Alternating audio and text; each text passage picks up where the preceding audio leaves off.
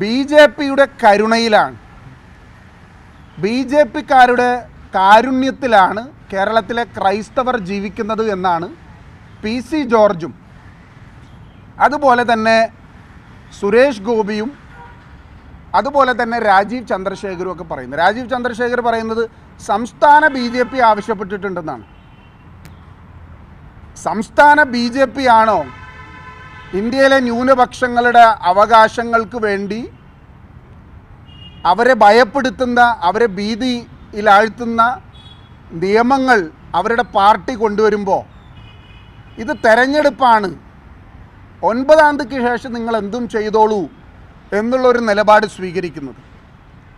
കിരൺ റിജ്ജു കേന്ദ്ര ക്യാബിനറ്റ് മന്ത്രി, ന്യൂനപക്ഷ ക്യാബിനറ്റ് മന്ത്രി അസന്നിഗ്ധമായി പറഞ്ഞു യാതൊരു ചർച്ചയും ഇതുമായി ബന്ധപ്പെട്ടിട്ടുണ്ടാവില്ല എന്നുള്ളത്.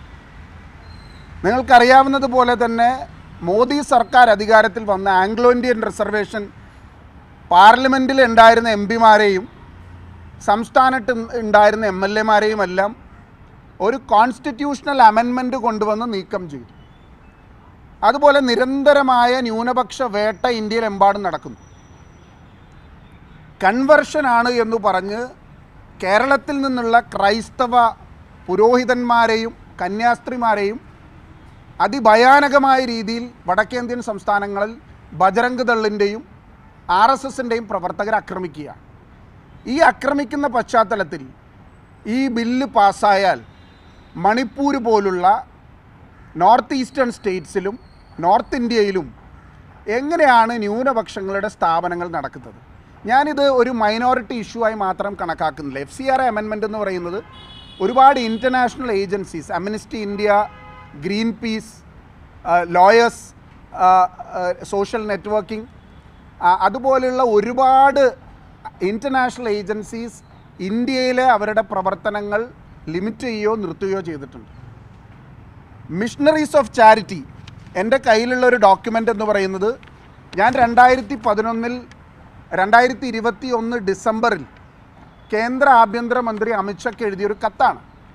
ആ കത്ത് എന്ന് പറയുന്നത് എൻ്റെ ഓഫീസിൻ്റെ തൊട്ടടുത്ത് പ്രവർത്തിക്കുന്ന missionaries of charity, Mother Teresa, Bharat Ratna നേടിയ മദർ തെരേസ അമ്മയുടെ സ്ഥാപനങ്ങൾ, ഇന്ത്യയിലെമ്പാടുമുള്ള സ്ഥാപനങ്ങൾ, ഓർഫണേജുകൾ, പെൺകുട്ടികൾക്ക് വേണ്ടിയിട്ടുള്ള വിദ്യാലയങ്ങൾ, അതുപോലുള്ള സ്ഥാപനങ്ങളുടെ FCRA രജിസ്ട്രേഷൻ 21 ക്യാൻസൽ ചെയ്തതിൻ്റെ റിന്യൂവൽ നടത്തണമെന്ന് ആവശ്യപ്പെട്ടുകൊണ്ട് എഴുതിയ കത്താണ്.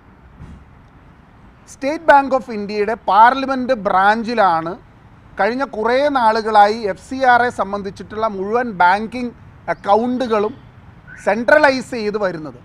അപ്പോൾ കേന്ദ്ര സർക്കാരിന് KYC ഉണ്ട്, സ്റ്റേറ്റ് ബാങ്കിൻ്റെ അക്കൗണ്ട് മുഖാന്തരമാണ് പണം ഇടപാടുകൾ നടക്കുന്നത്, ഒരു ട്രാൻസ്പെറൻ്റ് ആയിട്ടുള്ള സിസ്റ്റം ഉണ്ട്. ഇന്ത്യയുടെ ഹോം ഡിപ്പാർട്ട്മെൻറ്റ്, അമിത്ഷായുടെ മിനിസ്ട്രി നേരിട്ട് ഇത് നോക്കിക്കാണുകയാണ്. ഇങ്ങനെയുള്ള എല്ലാ സംവിധാനങ്ങളും നിലനിൽക്കുകയാണ് ഇപ്പോൾ ഈ അമെൻമെൻറ്റ് കൊണ്ടുവരികയും ഈ അമെൻമെൻറ്റിൽ ഈ രജിസ്ട്രേഷൻ റിന്യൂവൽ നടത്തേണ്ടതെല്ലാം ഒരേ ഉദ്യോഗസ്ഥരാണ്. ഇത് രജിസ്റ്റർ ചെയ്യേണ്ടതും റിന്യൂ ചെയ്യേണ്ടതും പുതുക്കി കൊടുക്കേണ്ടതും എല്ലാം ഒരേ ഉദ്യോഗസ്ഥരാണ്. ഇവർ റിന്യൂ ചെയ്തില്ലെങ്കിൽ ഇവർ തന്നെ ഈ സ്ഥാപനങ്ങൾ ഏറ്റെടുക്കും എന്നാണ് പറയുന്നത്.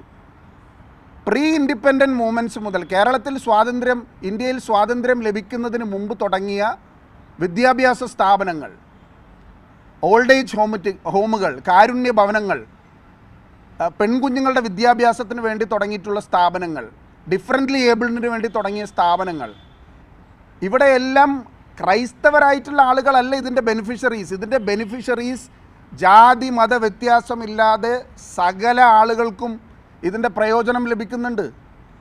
അവർക്ക് ലഭിക്കേണ്ട ഈ ഫോറിൻ ഫണ്ട്സ് സംബന്ധിച്ച് അവരെ കുരുക്കിലാക്കുന്ന, അവരുടെ കഴുത്തിന് പിടിക്കുന്ന ഒരു അമെൻമെൻറ്റാണ് ഇന്ത്യൻ പാർലമെൻറ്റിൽ കൊണ്ടുവരുന്നത്. അത് 9-ാം തീയതി ശേഷം വരുമെന്നുള്ളത് മാത്രമുള്ള വ്യത്യാസം മാത്രമേ ഉള്ളൂ. അപ്പോൾ ഞാൻ നേരത്തെ പറഞ്ഞതുപോലെ വടക്കേന്ത്യൻ സംസ്ഥാനങ്ങളിൽ കൺവേർഷൻ്റെ പേരിൽ ക്രൂരമായ മർദ്ദനം നേരിടുന്ന ആളുകൾ, നക്സൽ ബാധിത പ്രദേശങ്ങളിൽ ട്രൈബൽ കമ്മ്യൂണിറ്റീസിൻ്റെ ഇടയിൽ പ്രവർത്തിക്കുന്ന വിദ്യാഭ്യാസ സ്ഥാപനങ്ങൾ, സ്കൂളുകൾ, ആശുപത്രികൾ, ഇതെല്ലാം ബജറംഗ് ദളിൻ്റെയും BJPയുടെ ഫണ്ടമെൻ്റലിസ്റ്റ് ഓർഗനൈസേഷൻസിൻ്റെയും എല്ലാം വലിയ മോണിറ്ററിങ് വരുന്ന ഒരു സ്ഥിതിവിശേഷം ഉണ്ടാകും. അവരത് അടച്ചു പൂട്ടിപ്പിക്കാൻ വേണ്ടിയിട്ടുള്ള നടപടികൾ സ്വീകരിക്കും.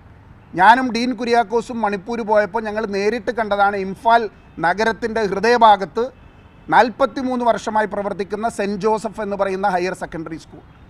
അതുപോലുള്ള ഒരുപാട് സ്ഥാപനങ്ങൾ വളരെ പ്രൈം ലൊക്കേഷനിലുള്ള ഭൂമിയും അവരുടെ കെട്ടിടങ്ങളും അവരുടെ അസറ്റ്സും കൈയടക്കാൻ വേണ്ടിയിട്ടുള്ള RSS ഐഡിയോളജിയാണ് ഇതിൻ്റെ പിന്നിൽ.